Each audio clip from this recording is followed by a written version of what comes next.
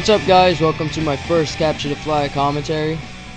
So a couple of you guys misinterpreted and misunderstood what I said about buying an Xbox 360. I never stated, and correct me if I'm wrong, I never stated that I said I'm gonna sell my PS3, because that would be a stupid move on my part, because I do enjoy the PS3 better. It's just I want the 360 too, just for the heck of it. Also to reach out to my subscribers that have only a 360 and want to play in matches with me but cannot because they have a 360. So that's another reason why I'm getting 360, and a couple of other reasons, because I know a couple of friends who only have the 360 and don't really have the money to buy a PS3 at the moment. So I won't be getting a 360 like tomorrow or something like that. Probably a couple of months down the road, maybe about a year down the road. I don't know. Whenever I'm ready. So on that note, it was last period of the day today of school, and I was sitting there and I had three options, all of which was a tough decision, but I made a choice. The three options were either A, stare at the ceiling and do nothing, B, stare at the wall and do nothing, or C, and my personal favorite, stare out the window and do nothing. So I chose none of those, and I decided to go with option E, which comes out of nowhere. But option E, write some badass commentary notes, because I was so bored.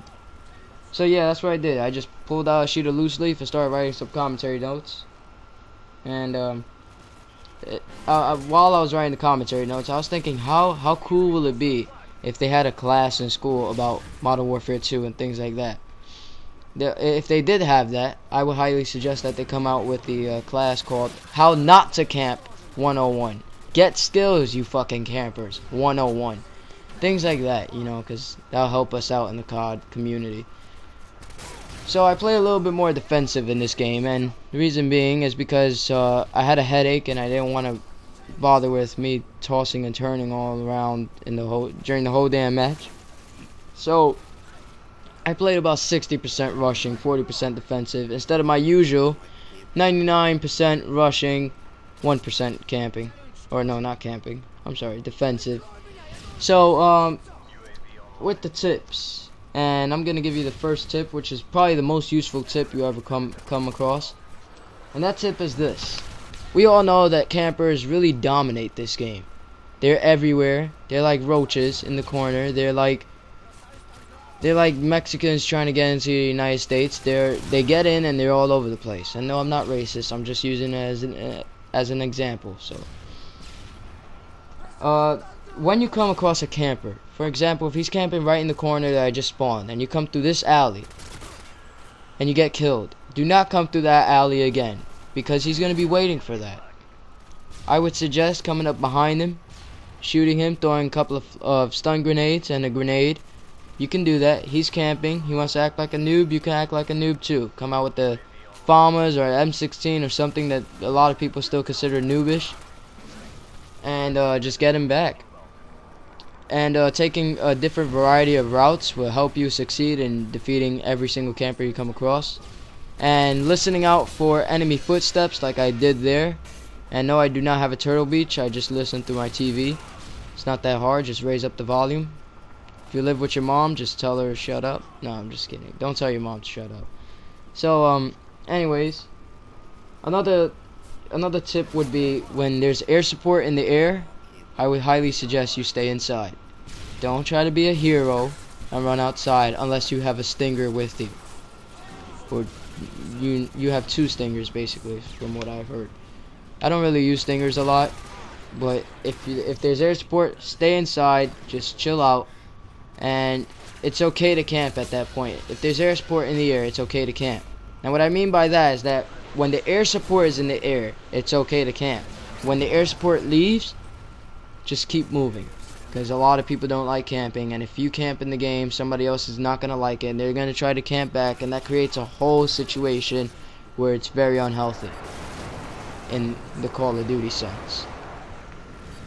So another tip would be, if you're running, if you're a rusher like me and you're running, it's always good every now and then to check your back, just turn around real quick, or do like a, when you're running, do like a little 360 turn, and so that you can make sure that nobody's following you, because a lot of people do have Ninja Pro.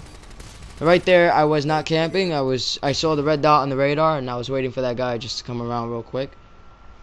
That was defensive playing right there. And I ended up getting a nice double spray because 2 people just happened to spawn there, which is very unfortunate on their part, but fortunate on my part. And he gets a quad. Oh my god. Let's all have an orgasm now because he had a quad. Man, those montages never fail, you know? Every montage, everybody's like, oh my god, you got a quad, let me suck your dick. So, let me see, what else there, right? Oh, spawn killing. If you get spawn killed, watch the kill cam. Just watch the kill cam, even if you know where he shot you from, even if you saw it coming. Just watch the kill cam anyway, because that does delay your spawn a little bit. And hopefully when you do that, he'll be looking in another direction when you spawn. And if you can, get off a couple of shots on him, because I have ran into people who spawn kill and they stay right where you're gonna spawn up next, and it's kind of weird. When you're using a tactical insertion, make sure you hide it in the most secret places you have ever known, and do not tell anybody about your secret places, even me, because then word will start getting around about these secret places where you hide your tactical insertions. And then everybody's going to be standing around there looking at your tactical insertion. And now the thing that they do is this. When they see your tactical insertion, they plant themselves a nice little claymore right next to it. That way when you spawn, you become their bitch. And you'll forever be their bitch because they just bitched you. If you get what I'm saying. So, when using tactical insertion, make sure you hide it extremely well. Like in the upstairs of an apartment building where nobody knows about or something.